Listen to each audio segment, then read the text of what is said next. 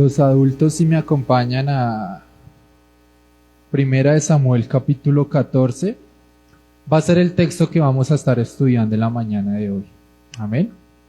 Entonces vamos a orar, vamos a poner este tiempo delante de Dios. Padre, hoy te damos gracias por este día, Señor. Gracias por tu misericordia, Padre. Gracias por tu bondad, Señor. Gracias por tu gracia. Gracias, Padre, porque nos permite, Señor, estar nuevamente aquí y poder disfrutar de tu palabra, Señor, disfrutar de tu iglesia, Padre. Hoy habla, Señor, a nuestro corazón por medio de tu palabra. Habla a nuestro corazón, Señor, por medio de tu Espíritu, Señor. No permita, Señor, que de mi boca salga algo incorrecto, Señor, sino que lo expuesto el día de hoy, Señor, sea 100% tu palabra. Hoy te damos gracias, Padre. Oramos por aquellos que no pudieron venir, Señor. Ayúdales en sus dificultades. Ayúdales, Padre, allí donde están, en su trabajo, en su salud, en su familia. Hoy te damos gracias en el nombre de Jesús. Amén y amén. ¿Listo? Vamos a estar estudiando el capítulo 14. Pero si ustedes leen el versículo 1 dice, y aconteció un día que Jonatán, hijo de Saúl, hijo de su criado, dijo a su criado que le traía las armas, ven y pasemos a la guarnición de los filisteos. Para poder entender un poco el texto que vamos a estudiar hoy, es necesario entender el anterior texto. Son dos textos que van rotundamente de la mano. Entonces voy a hacer un pequeño resumen de lo que se vio hace 8 días. Recordemos quién es Jonatán, ¿sí? ¿Sí recuerdan quién era Jonatán? Él entró en la historia del capítulo anterior. Jonatán era el hijo de Saúl. Él decidió atacar la guarnición de los filisteos. ¿Recuerdan lo que era una guarnición? Sí, una base militar. Entonces él decidió atacar una base militar de los filisteos dentro del territorio israelita. Recordemos que hasta allí ellos estaban sujetos al mandato o a las fuerzas de los filisteos. Y transcurrió todo este camino en donde Saúl se preparó para la guerra, convocó gente. Samuel le dio una instrucción clara que debía esperar. Saúl no esperó, ¿cierto? Saúl, en medio del desespero, porque los soldados empezaron a tener miedo, empezaron a desertar, él mismo hizo sacrificios, cosa que no le correspondía como rey. En el Antiguo Testamento, ¿quién debía hacer los sacrificios? Los sacerdotes. Debía esperar a Samuel a que viniera e hiciera esos sacrificios y esa ofrenda a Jehová. Saúl no esperó, Saúl lo hizo por sus propios medios. Y cuando llegó Samuel, ¿qué le decía? ¿Qué has hecho, cierto? Saúl, ¿qué has hecho? Y veíamos que la respuesta de Saúl, en vez de arrepentirse, en vez de reconocer su error, empezó a excusarse. Es que la gente se me iba, es que los filisteos nos empezaron a rodear, es que tenía que actuar, es que yo era el rey, es que los enemigos venían contra mí. ¿Recuerdan que esa era la respuesta? Después quedaron solo 600 hombres, después de que habían empezado con 3,000 el ejército israelita. Estaban rodeados por 3 frentes, los cuales vimos que tapaban los caminos, los cuales podían auxiliar a Saúl para rearmarse, reequiparse para que la guerra continuara. Y allí quedó todo. Saúl resguardado, y nos mostraban un ejército sin armas. ¿Recuerdan? De cómo los filisteos habían errado, los erradores precisamente de Israel, cómo habían erradicado, cómo no les permitían afilar sus armas, y si pretendían aún afilar el asadón y sus herramientas de trabajo, tenían que pasar a territorio filisteo y les cobraban muy, muy caro por ellos afilar sus utensilios de trabajo. ¿Cuánto más por un arma? Veíamos que el texto literalmente nos dice que solo Saúl y su hijo Jonatán tenían espada. Entonces veíamos cómo el hacer esa alianza con el ejército enemigo, con territorio enemigo, los había despojado totalmente de lo que podían utilizar para defenderse, y lo pasábamos a un plano espiritual y veíamos cómo nosotros podíamos ser muy similares a Saúl, tomando las decisiones por nuestras cuentas, sin consultar a Dios, aunque tal vez Dios ya nos haya llamado o nos hayan predicado una o de distintas formas el Evangelio. Aún así nosotros seguimos como tercos, actuando en nuestra propia voluntad. Veíamos también cómo el uno no trazar sus límites como cristiano, como hijo de Dios, bajo los principios y parámetros bíblicos, nos iba desarmando poco a poco para cuando llegara la hora de tomar una decisión, quedáramos como Saúl, mirando al cielo y ahora, ¿qué hacemos?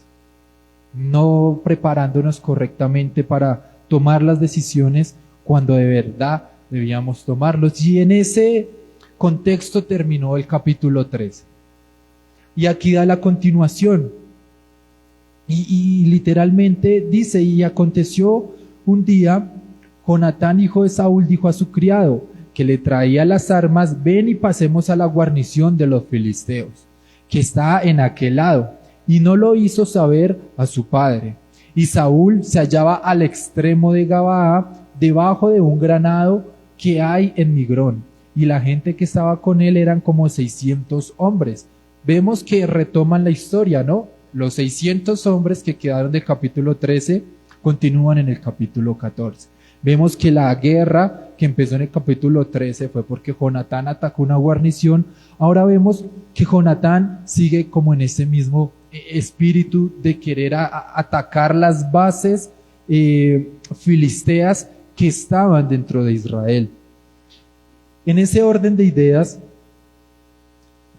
el título de la enseñanza es el mismo de hace 8 días, cuando gobierna mi yo. Pueden ponerle parte 2, la venganza, lo que ustedes quieran, pero es el mismo énfasis que da el texto. Ya vamos a ver a final de este capítulo, que es un poco largo, cómo ya no transcurre 1 o 2 días, sino bastante tiempo, pero hacen mucho énfasis en este encuentro militar. ¿Y por qué Dios permitiría esto? Lo vamos a ir avanzando conforme miremos el texto y lo expongamos. Ahora, la decisión de Jonatán al ocultarle esto a su padre da harto que entender, ¿cierto? Da uno como, pues es el hijo, el padre es el rey, ¿cómo le iba a ocultar algo tan pequeño como ir a atacar una base militar cuando ya habían estado rodeados? Y miren, conforme sigue el texto, entendemos el por qué Jonatán hace esto. Versículo 3. Y Ahías, hijo de Ahitob, hermano de Icabod, hijo de Finés, hijo de Elí, sacerdote de Jehová en Silo, llevaba el efod, y no sabía el pueblo que Jonatán se hubiese ido. Ahora miren los detalles que nos deja este texto. ¿Recuerdan ustedes quién era Icabod? ¿Les suena? Recuerdan que por allá en el capítulo 3, si no estoy mal, o en el capítulo 2, cuando muere Elí, ¿sí se acuerdan de Elí, cierto? Y de Finés, ¿cierto? Que era el hijo de Elí. Recuerdan que ellos se llevaron el arca rebeldemente, que los mataron, y que cuando llegó la noticia a Elí, su padre, le dijeron: han muerto, han perecido tus hijos, y con ellos se han llevado el arca del pacto, que después ya nos vimos como 2, 3 capítulos en donde el arca del pacto estaba en territorio filisteo. Y Icabod, recuerdan que era la nuera que estaba agonizando al enterarse de la noticia de que su esposo se había muerto, de que su suegro se había muerto, porque él al enterarse de la noticia se fue hacia atrás y se desnucó. Y que aparte de eso se habían llevado el arca del pacto, y que las que estaban alrededor le decían: no se preocupe, que lo que va a tener es un hijo, haciendo pues alusión a la importancia de la época de tener un hijo varón, continuaba la descendencia y demás. Ese es Icabod. Ahora vemos que el hermano de Icabod entra en el texto. O sea que Finés no solo tuvo un hijo, al parecer tuvo dos, según nos dice el relato. Y ellos, al ser nietos de Elí, continúan ejerciendo el sacerdocio. Ahora miren el contraste. En el capítulo 13, ¿quién le dijo a Saúl: Dios te ha desechado y ha puesto un hombre conforme a su corazón? Samuel, ¿cierto? ¿Y cuál era el ejercicio de Samuel? El sacerdocio. Ahora en el capítulo 14 aparece otro sacerdote, pero de la familia de Elí. Ahora remontémonos capítulos atrás. ¿Recuerdan ustedes la primera vez que Jehová se le apareció a Samuel cuando era niño? ¿Qué fue lo que Jehová le dijo a Samuel? ¿Recuerdan? Que iba a morir Elí y su familia y su descendencia. En el capítulo 14 vemos un sacerdocio caído, que lo llama un rey que también estaba condenado a perecer. ¿No es curioso? ¿No es curioso que inmediatamente Samuel le dice a Saúl: tu reinado va a perecer? Lo que iba a ser perpetuo, Dios lo va a borrar. Lo que por el lado de Elí iba a ser también igual, el sacerdocio de Elí pues iba a seguir de generación en generación por ser levitas, estaban llamados a eso. Y ahora vemos cómo el rey astutamente se busca otro sacerdote que sabía que podía maniatarlo y enredarlo más para que estuviera a su lado. Ahora, ¿qué trae Ahías, el hermano de Icabod? Nos dice ahí: y el sacerdote de Jehová en Silo llevaba el efod. El efod es la presencia de Dios, el arca del pacto. Otra vez nos muestran el arca del pacto en una escena de guerra, en medio de un reinado caído, en medio de un sacerdocio caído. Ahora de pronto entendemos un poco por qué Jonatán no le dijo a su padre, ¿cierto? Tal vez él entendió: mi padre está mucho desviado del camino y quiere tratar de justificarse buscando otro sacerdote de turno. Muy similar a lo que pasa en las iglesias de hoy, ¿no? La gente quiere ir a que le endulcen el oído, a que tú eres hijo de Dios, tú todo lo puedes, visualiza eso que Dios te lo va a dar, tu padre es sí, Dios es el Padre y el dueño del oro y la plata y todo te lo va a dar. Pero olvidan ese pequeñísimo detalle del Evangelio, de morir a nosotros mismos para seguirle a Cristo. Algo así estaba haciendo Saúl en este texto. Algo así él quería justificarse. Y ahora vemos un reino caído con un sacerdocio caído. ¿Y qué va a hacer de Israel con esas bellezas de líderes que se mandaban? ¿Qué podría pasar? Y seguimos viendo versículos 4 y 5. Y entre los desfiladeros por donde Jonatán procuraba pasar a la guarnición de los filisteos, había un peñasco agudo en un lado y otro del otro lado. El uno se llamaba Boses y el otro Cené. Uno de los peñascos estaba situado al norte hacia Migmas y el otro al sur de Gabaa. Acá vemos que Jonatán era inteligente para la estrategia militar. Nos describe dos peñascos agudos. ¿Han visto ustedes la película 300 alguna vez? ¿No? Es buena, véansela. Bueno, en la película y en la historia real, esa película fue basada en historias reales. En la película hay un ejército prácticamente infinito y todopoderoso a los que ellos se enfrentan.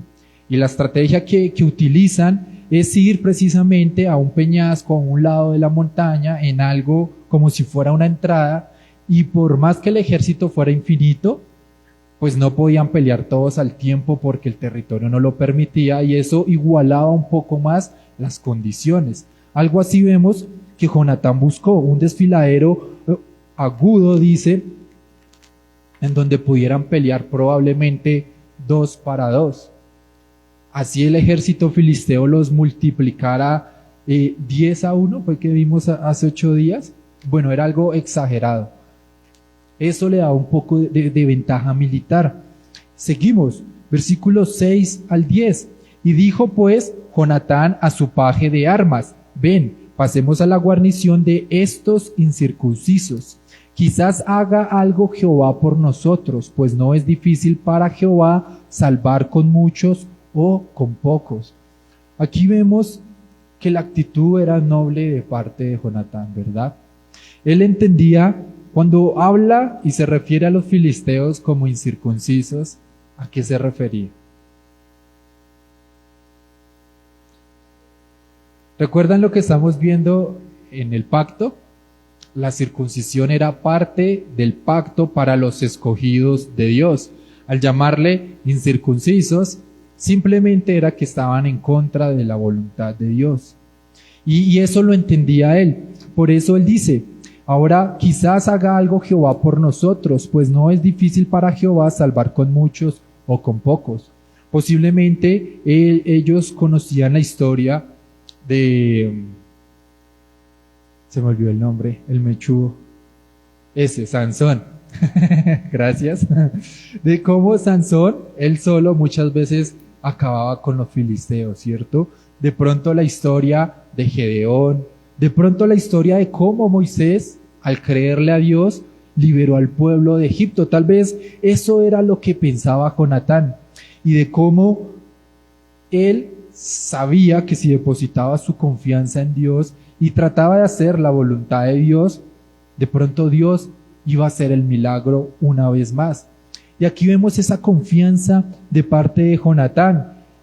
Y lo que más resalta del texto es la diferencia entre Jonatán y Saúl. Conforme profundicemos el texto, se va a ir aún notando mucho más la diferencia. Saúl, en el capítulo anterior, ¿qué se excusó al decirle a Samuel? Es que venían contra mí.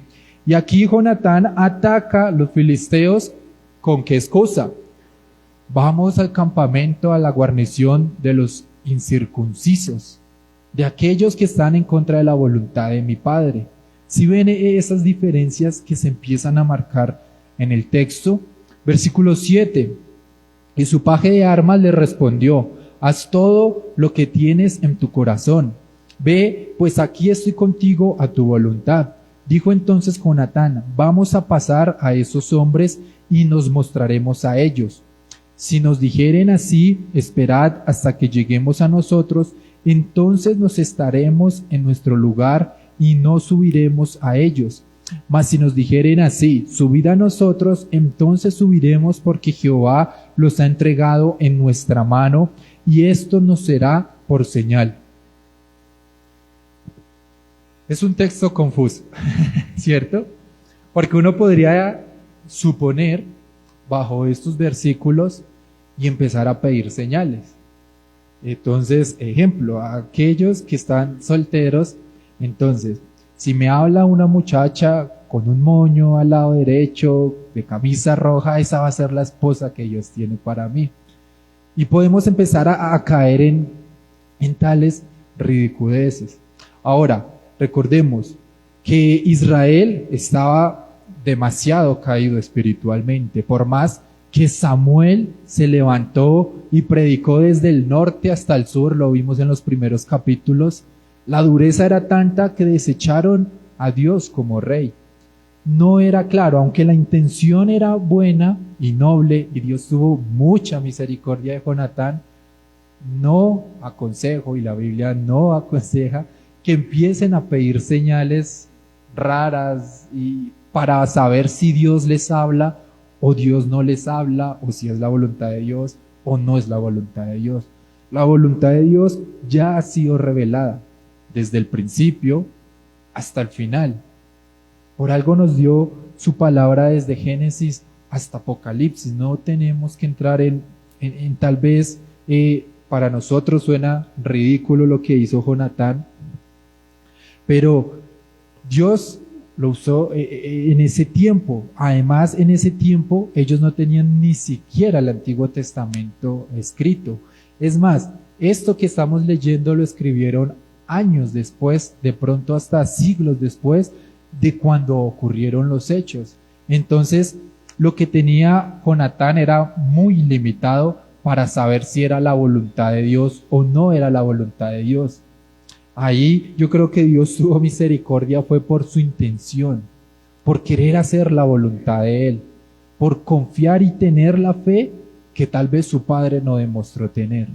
Le hizo eso como para que no salgamos de aquí y si el semáforo lo cojo en rojo de aquí hasta que llegue a mi casa es porque ese negocio se va a dar o porque el viaje. No vayamos a caer en eso. ¿Listo? Versículos 11 al 16. Ahora miren lo que pasó.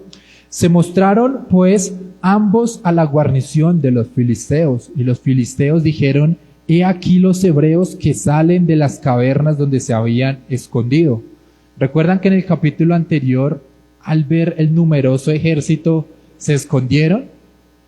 Por donde podían, se escondían, porque les había dado miedo ver ese ejército tan grande al lado del de ellos, y ellos con armas y carros de guerra, y ellos ni siquiera con un asadón bien afilado, y ese miedo les procuró ir y esconderse donde pudieran. Y miren lo que dice, versículo 12, y los hombres de la guarnición respondieron a Jonatán y a su paje de armas y dijeron: subid a nosotros y os haremos saber una cosa. Entonces Jonatán dijo a su paje de armas: sube tras de mí, porque Jehová los ha entregado en manos de Israel. Miren lo que pasa aquí. Ellos se muestran, ¿no? ¡Hey, incircuncisos, acá estamos! Se asoman, los ven, y ellos en modo de burla: vengan que les queremos mostrar algo. Obviamente los superaban 100 a 1, que iban a tener miedo. Iban solo con una espada, que era la de Jonatán. Pero la fe, la convicción que muestra Jonatán aquí es admirable. Él había dado por señal, ¿no? Si nos dicen vayamos, ya, Dios hizo el resto. Yo solo tengo que obedecer. Y una vez que le dicen eso, ¿qué le dice? Sube tras de mí, porque Jehová nos los ha entregado en nuestras manos. ¿Quién nos ha entregado en sus manos? Dios, ¿cierto? Él entiende eso. No es que él sea Hércules, la reencarnación de Sansón, no. Él entiende que es Jehová. Él entiende que es Dios el que los va a entregar en sus manos.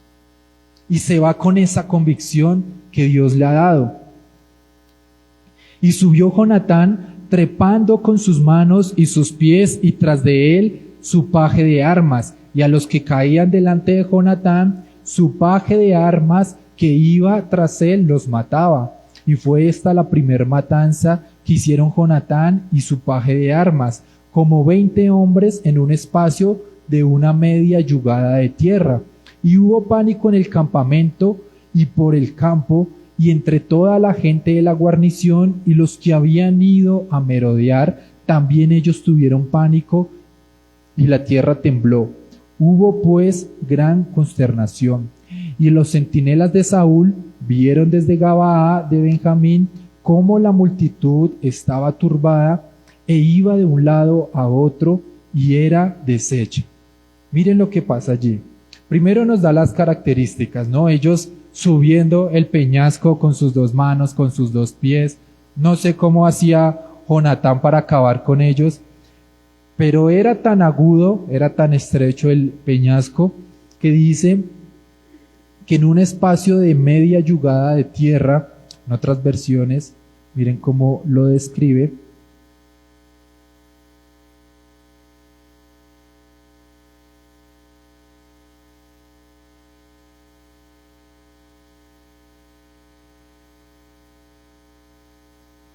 miren, dispersos en un espacio de media hectárea. Eso siempre es terreno, ¿cierto? O sea que nos muestra que la estrategia de Jonatán le funcionó, ¿no? Buscar algo estrecho en donde el combate fuera un poco más parejo, un 1 contra 1, y él los iba matando o hiriendo gravemente y avanzaba y mataba al siguiente. Por eso, en tanto espacio, solo 20 hombres. Ahora, eso causó que los de arriba ya empezaran a temblar. Estos vienen en serio. Tal vez se les vino a la mente cuando pasó todos estos episodios con el arca. Tal vez se les vino a la mente cuando Samuel era un joven que tomó el sacerdocio y que empezó a reinar pocamente, pero unos cuantos capítulos nos mencionó eso, de cómo empezó a reinar de pronto la paz en Israel y cómo de pronto esto se le empezó a ir a la cabeza a ellos. Y nos dice que entraron en pánico. Y hasta allí Saúl no sabía nada, ¿cierto? Nos dicen que escucharon desde donde estaba oculto con sus 600 hombres y que los que habían salido a merodear, recuerdan que hace 8 días el ejército se había dividido en 3, también habían entrado en pánico y había confusión. Tal vez lo que estaba haciendo Jonatán era guiado por Dios y tal vez Dios permitió esta confusión dentro del ejército. Pero no nos enfoquemos tanto en las matanzas, sino en la actitud y en la virtud tanto de Saúl como de su hijo. Y miren las grandes diferencias, la diferencia entre un rey egoísta y su hijo, que no peleaba por él, sino por el pueblo. Y son marcadas en estos primeros versículos la gran diferencia. Y más adelante vamos a ver que aún se incrementa más la diferencia entre un padre y un hijo, entre los principios del padre y entre los principios del hijo. Y es algo curioso porque normalmente si los padres son buenos, si los padres son de pronto de buena reputación, lo más probable es que el hijo salga similar, ¿cierto? O que sea la oveja negra y se descarríe. Pero muy pocas veces pasa al revés, ¿cierto? Que el padre sea la oveja negra y que el hijo aún así salga de pronto juicioso, salga de pronto estable en muchos aspectos que nunca le inculcaron en su infancia. Y esto solamente lo puede hacer Dios. Versículos 17 al 23. Miren lo que pasó allí en este campamento de confundidos. Entonces Saúl dijo al pueblo que estaba con él: pasad ahora revista y ved quién se haya ido de los nuestros. Pasaron revista y aquí que faltaba Jonatán y su paje de armas. Y Saúl dijo a Ahías: trae el arca de Dios, o sea, el efod, lo que vimos en el versículo 3. Porque el arca de Dios estaba entonces con los hijos de Israel. Pero aconteció que mientras aún hablaba Saúl con el sacerdote, el alboroto que había en el campamento de los filisteos aumentaba e iba creciendo de gran manera. Entonces dijo Saúl al sacerdote: detén tu mano. Y juntando Saúl a todo el pueblo que con él estaba, llegaron hasta el lugar de la batalla, y he aquí que la espada de cada uno estaba vuelta contra su compañero, y había gran confusión. Y los hebreos que habían estado con los filisteos de tiempo atrás y habían venido con ellos de los alrededores del campamento, se pusieron también del lado de los israelitas que estaban con Saúl y con Jonatán. Y asimismo todos los israelitas que se habían escondido en el monte Efraín, oyendo que los filisteos huían, también ellos los persiguieron en aquella batalla. Miren lo curioso, ¿no? Saúl había traído a uno de los nietos de Elí al ver que Samuel había sido claro y contundente. Saúl, lo que usted hizo es pecado y aún así no se arrepiente. Dios lo ha desechado. Yo soy mensajero de Dios. Hasta luego. En pocas palabras, esa había sido la conversación. Después vemos que Saúl trae al nieto de Elí, un sacerdote que había sido desechado décadas atrás, para justificarse, para justificar su conducta. Y ahora vemos que Jonatán está tratando de hacer las cosas medianamente bien, creyéndole a Dios, teniendo confianza en lo que Dios puede hacer, en que Jehová a tener ese ejército y se lo va a postrar a sus pies, como vimos en esa media hectárea, y que Dios es tan grande, tan misericordioso, que pese al pecado de su rey, por la obediencia del hijo, Jonatán, confunde al ejército, y ahí nos dice claramente, cuando él llegó al lugar de la batalla, la espada de uno estaba contra la del otro, ¿cierto? O sea, entre ellos mismos se estaban matando. Y los que se habían tal vez rebelado contra Israel, o que tal vez no le creían mucho al rey y todo esto, que se habían unido al ejército filisteo, les entró el nacionalismo de nuevo. Cantaron el himno, no, mentira. Se volvieron a sus raíces, ayudaron a su ejército que lo veían en problemas. Y entonces, imagínense en la confusión que hubo dentro del mismo ejército. Tal vez ellos, al ver que los mismos que estaban con ellos empezaron a matarse, tal vez eso reinó la desconfianza y ya no creo ni en mi sombra, ¿cierto? Y posiblemente esto aumentó la confusión. Y vemos que Saúl quiere actuar bien. Le dice al sacerdote, trae el arca de Dios. ¿Qué simbolizaba el arca de Dios? La presencia de Dios. Cuando alguien está en problema, ¿no les han pedido oración a ustedes? ¿Y de qué forma les piden oración a ustedes? A mí me ha pasado y me dicen, usted que está un poquito más cerca de Dios, ayúdeme a orar por esta tía, ayúdeme a orar por este sobrino, ayúdeme a orar por esta circunstancia, ¿cierto? Algo así estaba haciendo Saúl. Traigan el arca porque, se alborotaron y ahora sí, y con Dios de nosotros, ahí sí es que nada nos falta. ¿Por qué? Porque llegó el amuleto, él lo veía así. Y el alboroto se incrementó tanto que después ya no había tiempo de buscar a Dios. Sino vamos hasta el lugar de la guerra. No busquemos la guianza de Dios. Versículos antes, ¿qué vimos que hizo Jonatán? Lleguemos a este punto. Si dicen esto, Dios está con nosotros, y si no, no nos movamos, porque sin Dios somos presa fácil para este ejército. Si ven los contrastes que se marcan tan grande, aún dentro de un padre y un hijo, dentro de la misma familia. Algo Dios quiere mostrarnos, ¿no? Y pese a la flaqueza, a la agonía tan espiritual que tenía Saúl, Dios está mostrando su misericordia al librarlos. Ese último versículo, el versículo 22, miren cómo decía, y asimismo todos los israelitas que se habían escondido en el monte de Efraín oyeron que los filisteos subían, y también ellos persiguieron en aquella batalla. Normalmente cuando uno persigue algo, ¿por qué es? Están huyendo, ¿cierto? Si un perro lo persigue a uno corre del perro, ¿cierto? Si uno va a coger un ladrón, el ladrón es el que huye de uno cuando ahí sí ven que se arman con palos y demás, ¿cierto?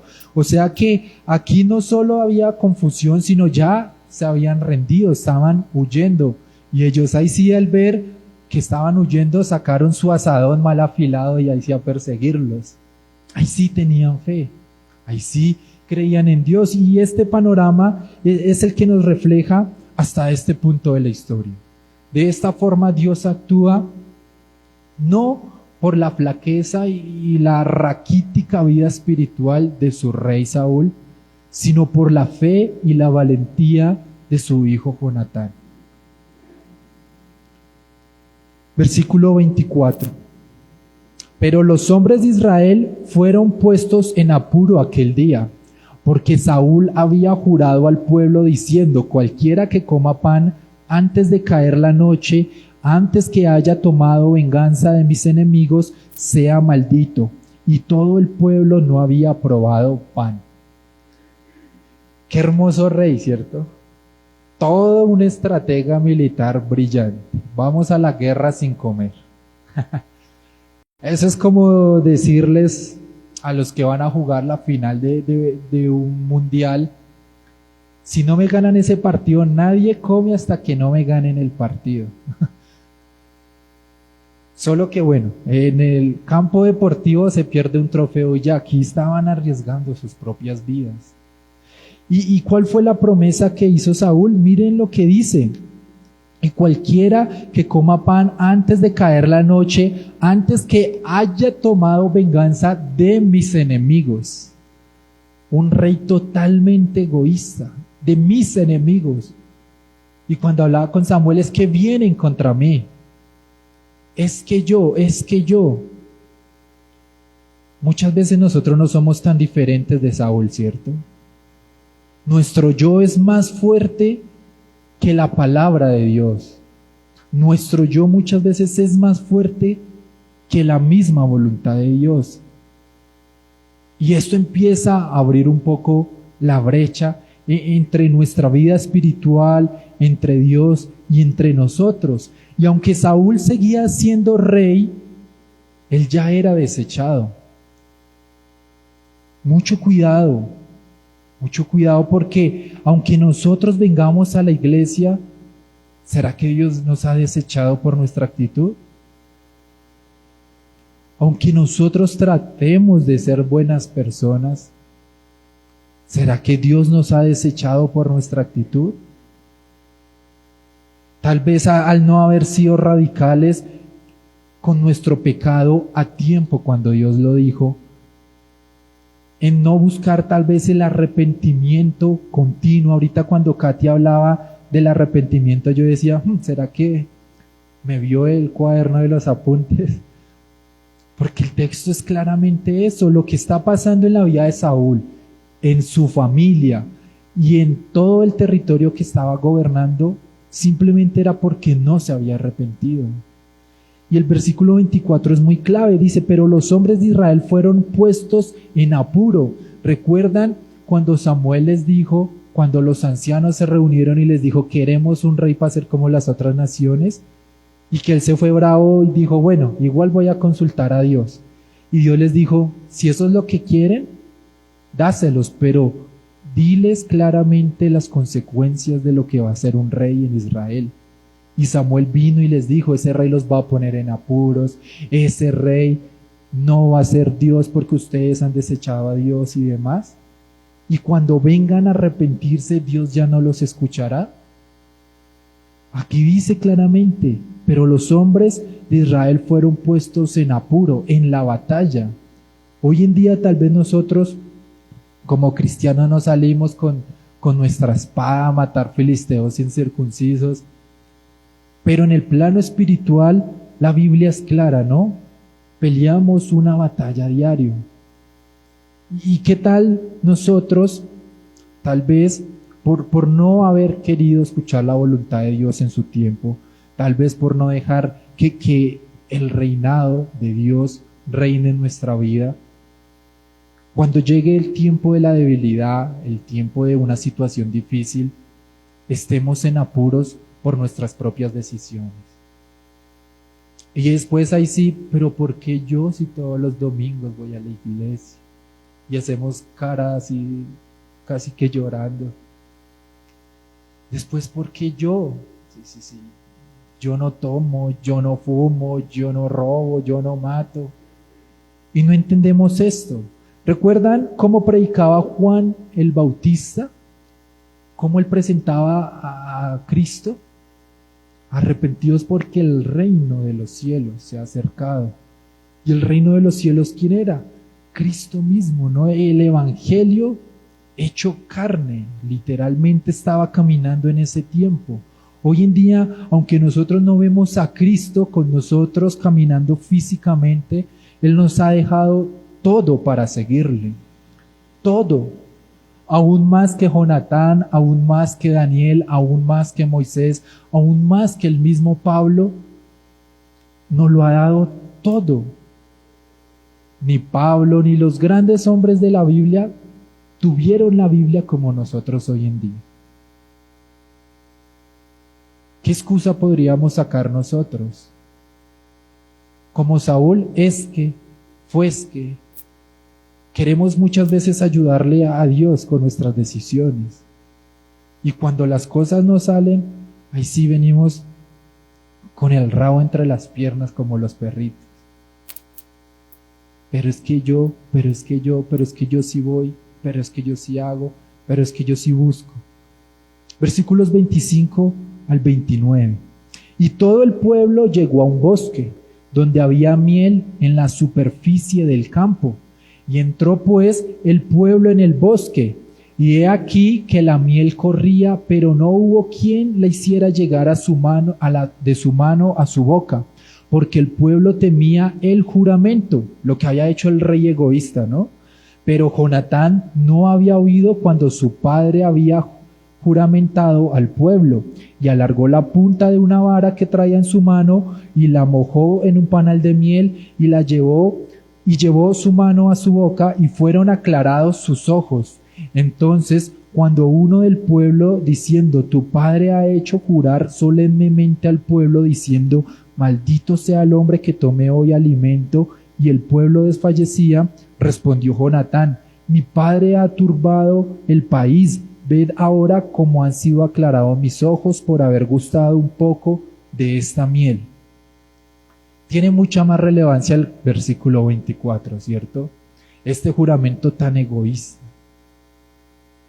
De un rey que Dios les permitió por causa de la dureza de su corazón, de un rey que aún así Dios en su misericordia lo equipó. Recuerdan que el Espíritu de Dios vino a él para que él pudiera ejercer la labor de rey. Pero un rey que teniéndolo todo, no hizo nada. En su egoísmo, en su orgullo, en su vanagloria se envolvió tanto que decidió no escuchar la voz de Dios, arriesgando lo que Dios le había dado, el país que Dios le había dado, aún la familia que Dios le había dado. Y Jonatán, cuando dice, mis ojos se han aclarado, no es que vieran borroso porque ya estaban que se desmayaban del hambre, aunque de pronto posiblemente por el esfuerzo físico, sino la palabra original aquí es recobró fuerzas. Obviamente comió miel, algo natural, en medio de la batalla le hizo renovar fuerzas, y cuando uno renueva fuerzas se aclara todo, ¿cierto? Y él dice, miren lo que dice, versículo 29, y respondió Jonatán, mi padre ha turbado al país. Él no escondió el grave error que había hecho su padre. Él no, es que es mi padre, es que cómo voy a tocar manto, que es lo que dicen hoy en día. No, es que es el pastor, uy no, cómo toca respetarlo. No, él lo tenía claro, estaba en una batalla, estaba en juego su vida y la de su país por la que él luchaba. Y él dice, mi padre ha turbado al país, ved ahora cómo han sido aclarados mis ojos por haber gustado un poco de esta miel. Les está diciendo, pero es ilógico lo que están haciendo. Mi padre no sé en qué está pensando, pero miren cómo he recobrado mis fuerzas. ¿Por qué no hacen lo mismo? En pocas palabras les está diciendo. No se dejen llevar de las palabras necias de su rey. Y es que nosotros muchas veces actuamos igual. Sabemos que muchas veces lo que hacemos, lo que nos dicen en nuestro trabajo, aún en nuestra propia familia, va en contra de la voluntad de Dios y su palabra, y preferimos hacer caso omiso, por miedo, por temor, por el que dirán, no sé, pero muchas veces actuamos igual, ¿verdad? No, pero es que qué pena, es que dirán qué tan religioso, no, es que dirán qué tan fanático. Y muchas veces cedemos nuestros propios principios, aún sabiendo que de pronto no nuestra vida física está en riesgo, pero sí nuestra vida espiritual, y empezamos a correr el límite un poquito, para cuando llegue el tiempo en que necesitamos estar fortalecidos, no sabemos qué hacer. Nos hemos desviado totalmente de la voluntad de Dios. Y Jonatán tenía claro eso, ¿no? Lo demostró al principio, lo demostró cuando fue allá a combatir contra él solo, contra los filisteos, y lo está demostrando ahorita en un momento de debilidad, cosa que su padre brilla por su ausencia. Pareciera que Saúl fuera latino, ¿no? Brilla por su ausencia. Miren lo que dice, sigue hablando, versículos 30 al 35. Cuanto más si el pueblo hubiera comido libremente hoy del botín tomado de sus enemigos, ¿no se habría hecho ahora mayor estrago entre los filisteos?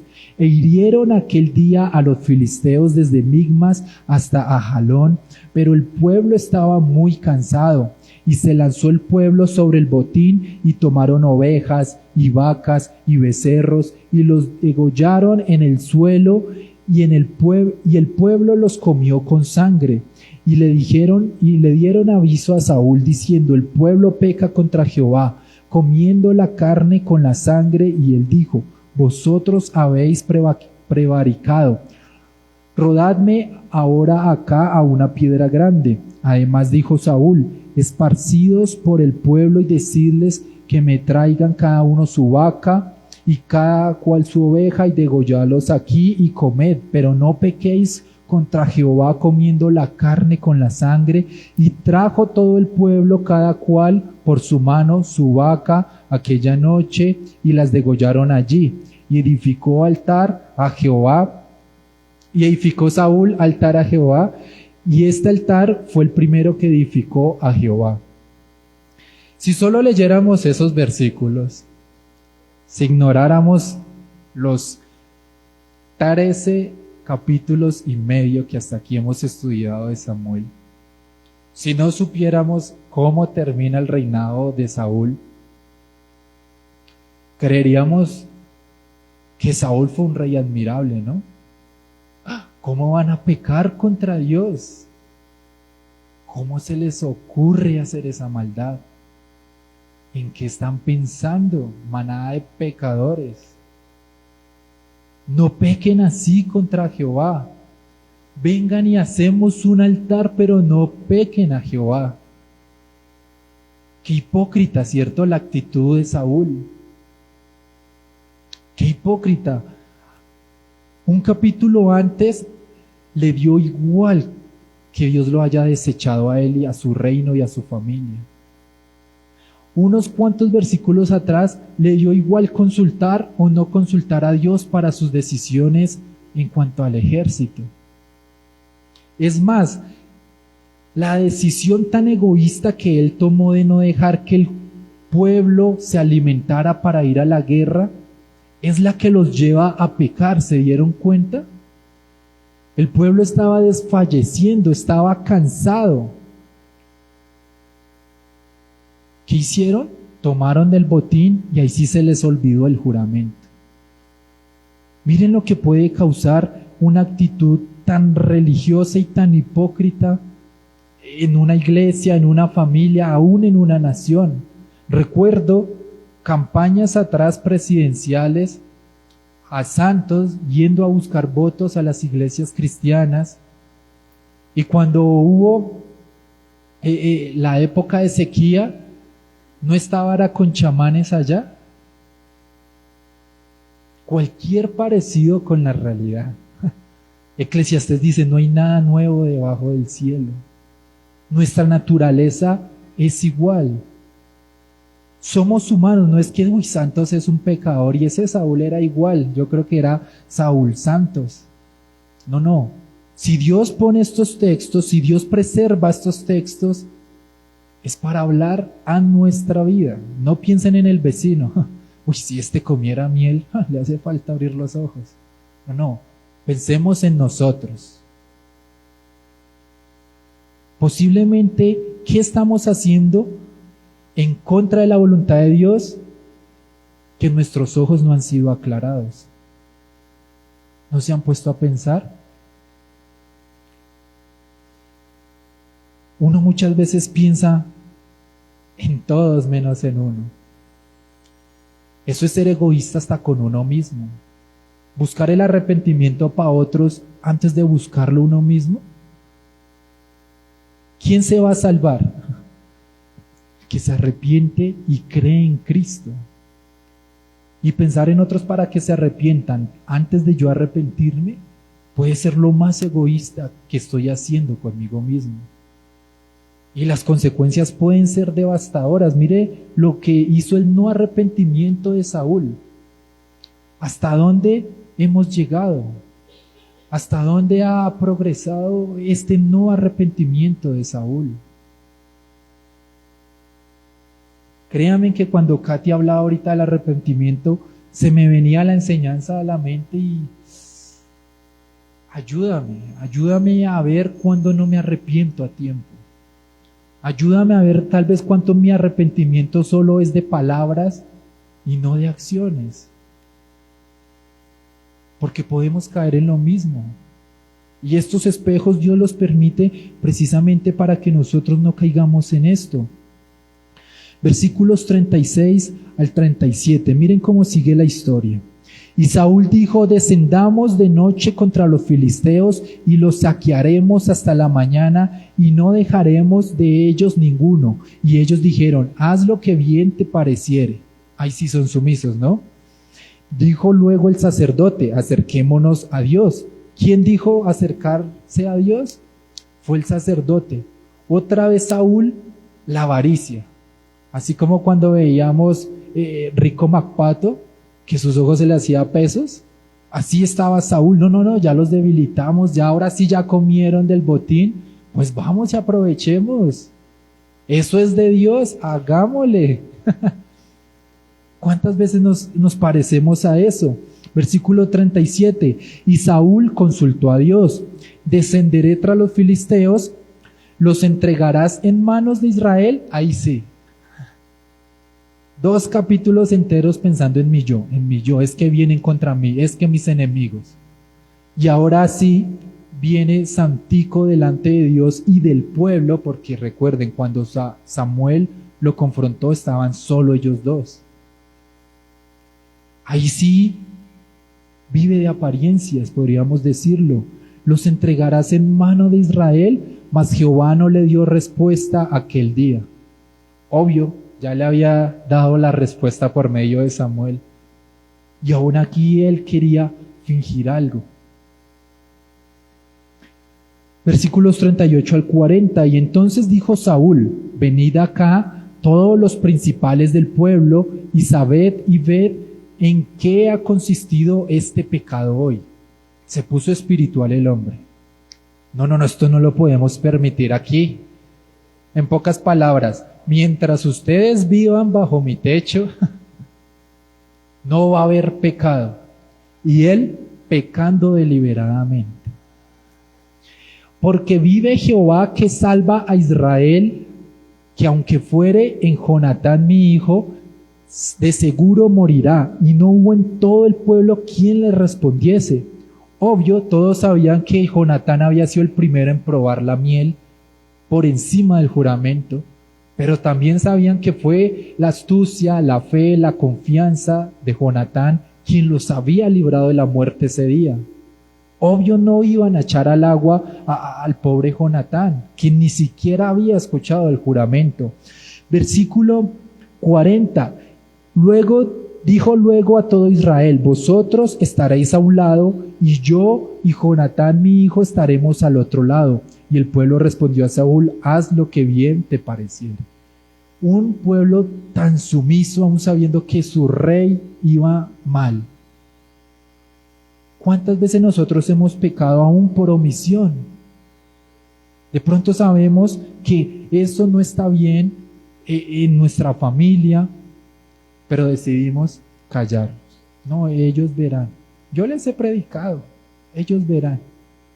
¿Cuántos sabemos que de pronto en nuestro trabajo están haciendo chunchullos y no grasosos precisamente? Y nosotros, yo hago mi trabajo como si fuera para Dios, pero acolitamos cosas que no son de la voluntad de Dios. ¿Cuántas veces nosotros actuamos de esta forma? Y seguimos viendo también por otro lado el egoísmo de Saúl, ¿no? El pueblo allá, los obreros allá y aquí los del palacio, mi hijo y yo. Curioso, ¿no? 2 versículos antes estaba: viva Jehová que nos libró. ¿Cierto? Edifiquemos altar a Dios. ¿Saben algo curioso? En todo Samuel no se habla de otro altar que Saúl le haya edificado a Dios. Y ese lo edificó más por apariencias que porque realmente lo hubiera nacido de corazón. ¿Cuántas veces nosotros aparentemente ante los ojos que nos ven estamos viviendo para Dios, para su gloria? Y vivimos con el pecado día a día acolitando. Nos da lo mismo que Dios nos deseche. Lo importante es que la iglesia nos vea como santos. Que mi familia vea que yo sí soy santo. Que en mi trabajo sepan que yo soy cristiano. Y con eso basta. Y el arrepentimiento ¿qué? Y el vivir en santidad ¿para cuándo? ¿Para cuando ya no haya tiempo? ¿Para cuando sea demasiado tarde como le pasó a Saúl? Versículos 41 al 44. Miren lo que sigue pasando en esta hermosa historia. Está mejor que la Rosa de Guadalupe, ¿no les parece? Entonces dijo Saúl a Jehová, Dios de Israel, da suerte perfecta. Y la suerte cayó sobre Jonatán y Saúl, y el pueblo salió libre. Esta suerte, posiblemente, hablan los comentaristas que fue el Turín y el Urín, que era la forma en que ellos echaban suertes. Al parecer, como que era una piedra negra y una blanca, no se sabe con exactitud cómo se utilizaba y demás, pero sabían que Dios hablaba por medio de eso. ¿Listo? No vayan a hacer suertes con dados ahora, y si cae el 7, eso es lo que Dios quiere para mí. No. Recuerden, ya todo nos ha sido revelado por medio de su palabra, ni siquiera por medio del pastor, por medio de su palabra. Versículo 42, ahora, aquí ya vemos, ¿no? Los obreros salieron libres, la clase baja salió librada. Ahora tocaba echar suertes entre Saúl y Jonatán. Y la suerte cayó sobre Jonatán, dice ese versículo 42. Y miren la actitud de un padre amoroso, tierno, comprensivo, como los padres que se ven hoy en día. Miren, entonces Saúl dijo a Jonatán, declárame lo que has hecho. Y Jonatán se lo declaró y dijo, ciertamente gustó un poco de miel con la punta de la vara que traía en mi mano. ¿He de morir? Podríamos decir en este punto que Jonatán fue un rebelde, ¿cierto? Padre, estoy yendo en contra de tu egoísmo. ¿Por tu egoísmo he de morir? Prácticamente le dijo eso. ¿Qué había sido lo malo que hizo Jonatán? Probó la miel. Algo que había sido tan egoísta de parte de su padre y su rey. Y miren lo que dice Saúl. Y Saúl respondió, así me haga Dios y aún me añada, que sin duda morirás, Jonatán. Egoísmo en estado puro, orgullo en estado puro. ¿Cierto? Su hijo confió en el Dios de Israel, su hijo tuvo fe, su hijo peleó por Israel, no por la casa ni por el prestigio de su padre, y su padre le paga así. Qué fuerte, ¿cierto? ¿Cuántas veces nosotros tratamos con aquello que nos gobierna, con aquello que nos manipula en el día a día, con aquel pecado que nos susurra en el secreto, y nosotros respondemos igual? Muchas veces preferimos más nuestros deseos, lo que nos gobierne, nuestro pecado, por encima de lo que Dios puede hacer por nosotros. Porque es que Dios utilizó a Jonatán para librar al pueblo. Lo utilizó rotundamente, cosa que no hizo con el rey. Es más, el rey hizo un altar piadoso delante del pueblo y Dios ni le respondió. ¿Cuántas veces acolitamos más nuestros propios deseos, nuestro yo pienso, nuestro yo creo, antes que la voluntad de Dios? Es un pasaje fuerte. Uno dice, uy, esos manes se mataban por todo y a qué horas aparece por ahí Rambo. Pero Dios nos habla aún en medio de esos textos. Dios nos habla desde Génesis 1:1 hasta Apocalipsis. Toda la palabra fue inspirada por Dios mismo. Por algo Él la inspiró, ¿no cree? Versículos 45 y 46. Entonces el pueblo dijo a Saúl: ¿ha de morir Jonatán, el que ha hecho esta grande salvación en Israel? No será así. Vive Jehová, que no ha de caer un cabello de su cabeza en tierra. Pues ¿qué he actuado hoy con Dios? Así el pueblo libró de morir a Jonatán. Y Saúl dejó seguir a los filisteos, y los filisteos se fueron a su lugar. Fuerte, ¿cierto? ¿Quién era el que tenía que gobernar Israel? Saúl, ¿cierto? Cualquier orden o dictamen que el rey dijera se tenía que cumplir. Y hasta aquí les llegó lo sumiso al pueblo. ¿Cuántas veces vemos a veces más sabiduría en un niño que en un adulto? ¿Cuántas veces vemos más sabiduría en un incircunciso que en alguien que asiste cada 8 días a la iglesia? Es triste, ¿cierto? Es demasiado triste. Quien debía llevar la vocería y la presencia de Dios y llevar el pueblo a arrepentimiento genuino para que fuera otra vez el reino de Dios restaurado en Israel, todo lo contrario. Ustedes dirán, bueno, pero yo no manejo reino ni nada que se le parezca, pero Dios nos ha dado responsabilidades. Hace 8 días, cuando pasaron las madres, la iglesia quedó desocupada. Ese es su pequeño reino.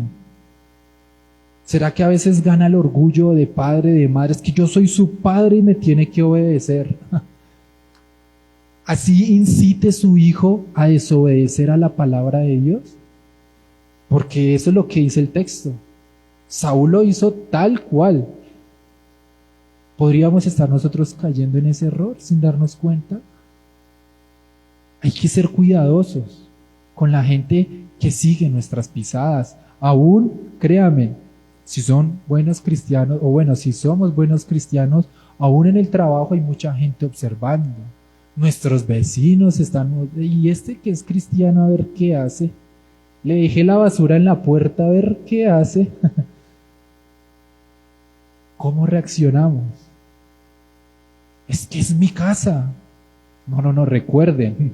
Primero que todo, nosotros administramos lo poco o lo mucho que Dios nos dé. No es nuestra casa. Es la casa que Dios nos permitió para vivir. No es nuestro carro, no es nuestra familia. Es más, ni siquiera son nuestros hijos. Es lo que Dios nos ha permitido para glorificarle a Él. ¿Cómo estamos actuando? ¿Será que a veces los que parecen más simples tienen más sabiduría que nosotros que decimos ser cristianos? ¿Que decimos tener la voz de Dios? Puede ser peligroso, ¿cierto? Es más, y Dios en su misericordia muchas veces nos puede confrontar de esa forma. Y uno, pero este man que no es cristiano y actúa porque yo no les ha pasado. A mí sí me ha pasado que uno dice, yo debería haber hecho lo mismo o algo similar, o debí pensarlo antes que él, porque se supone que yo sí soy cristiano. Y uno como que siente algo por allá y pone una alabanza en mi casa, en el carro, y me arrepiento y Señor, ayúdame para la próxima tener más sabiduría, tener más carácter, tener más dominio propio. Dios a veces utiliza eso en su misericordia para llevarnos al arrepentimiento. ¿Hasta dónde la dureza del corazón llevó a Saúl? No puede haber algo más triste que un cristiano con corazón duro. Escuchando la verdad, pero no viviendo por la verdad, debe ser muy triste y muy desconsolador. Debe ser algo muy fuerte. Uno sabiendo hacer lo bueno, no hacerlo y aún así justificarlo. Yo creo que eso puede ser lo peor para el cristiano. Nomás miren cómo actuó Judas y cómo actuó Pedro, por ejemplo. Dos casos muy similares. Uno sí se arrepintió, el otro, el pecado endureció su corazón y aunque sabía qué hacer, no lo hizo. Eso puede ser demasiado triste para el cristiano. Ahora miren cómo concluye el texto. Después de haber tomado posesión del reinado de Israel, o sea, Saúl confirmó su reinado, pese a todas las embarradas que hizo ese día y esa noche y el día anterior, confirmó su reinado en Israel. Y miren lo que hizo. Saúl hizo guerra a todos sus enemigos alrededor, contra Moab, contra los hijos de Amón, contra Edom, contra los reyes de Sobá, contra los filisteos, y a donde quiera que se volvía era vencedor. Recuerden, Dios ya lo había desechado. Y reunió un ejército y derrotó a Amalec y libró a Israel de la mano de los que saqueaban. Y los hijos de Saúl fueron Jonatán, Isuí y Malquisúa, qué lindos nombres. Y los nombres de sus dos hijas eran el de la mayor Merab y el de la menor Mical. Y el nombre de la mujer de Saúl era Ahinoam, hija de Ahimaas. Y el nombre del general de su ejército era Abner, hijo de Ner, tío de Saúl. Porque Cis, padre de Saúl, y Ner, padre de Abner, fueron hijos de Abiel. Y hubo guerra escarnizada contra los filisteos todo el tiempo de Saúl. Y todo el que Saúl veía que era hombre esforzado y apto para combatir, lo juntaba consigo. Qué hermosa conclusión. Basados en esa hermosa conclusión podríamos decir, sigamos pecando que todo nos va a salir bien, ¿cierto? No importa que Dios nos haya desechado. Y nos muestra la crueldad de lo que puede ser el mundo en la vida de un cristiano.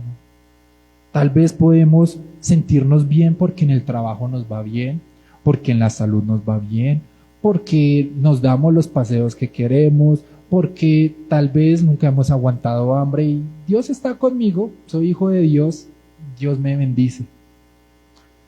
Y cuán errados, estamos de la realidad. Sabiendo que nuestra vida espiritual debe ser el centro y el motor de cada cosa que hagamos para glorificar a Dios, muchas veces no lo vemos así. Posiblemente, porque el texto no lo dice, Saúl pensó, no, Dios ya me perdonó, Dios me restauró, donde voy gano. Nosotros podríamos estar pensando, Dios me bendice y Dios está conmigo. Cuanto negocio hago, prospera. Las cosas que planeo hacer me salen tal cual, Dios está conmigo. ¿Eso para qué arrepentirnos? Puede ser muy engañoso vivir una vida cristiana de esa forma.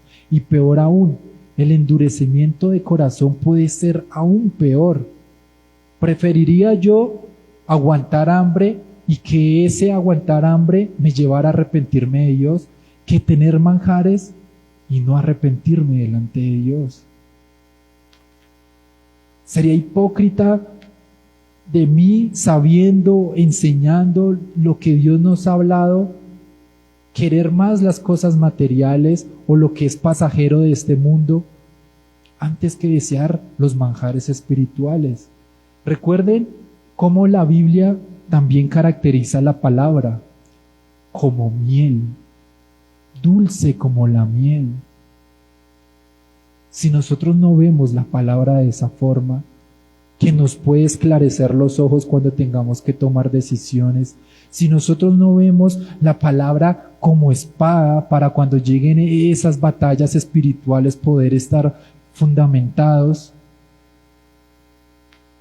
posiblemente vivamos una vida cristiana muy engañosa. ¿Con qué objetivo creen que Dios inspiró este relato?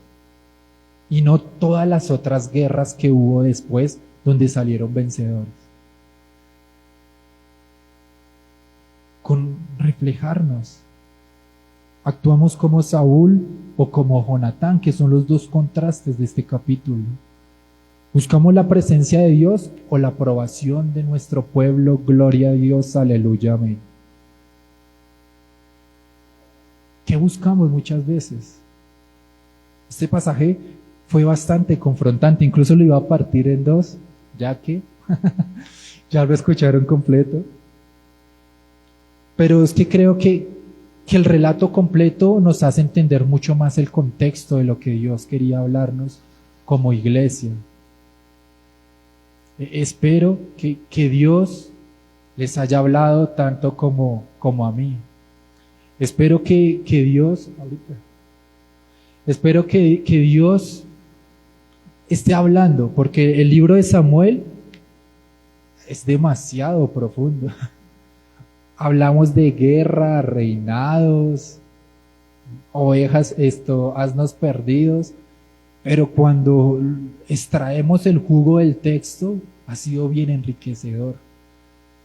Que no os entre por un oído y salga por el otro, que entre otras cuando les pregunte, ¿se acuerdan del texto anterior?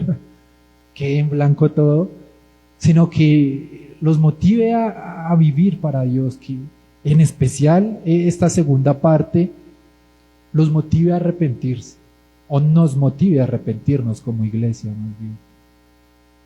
Porque podemos estar confiando erróneamente en nuestras propias capacidades, pero al mismo tiempo estamos siendo desechados por Dios. Y sería terrible que pasara esto, que aquí a unos años miráramos para atrás y ahí sí nos acordemos de cuando Dios nos habló. Ahí sí sería demasiado triste. Amén. Vamos a orar. Padre, hoy te doy gracias, Señor, por tu palabra. Gracias porque es tan dulce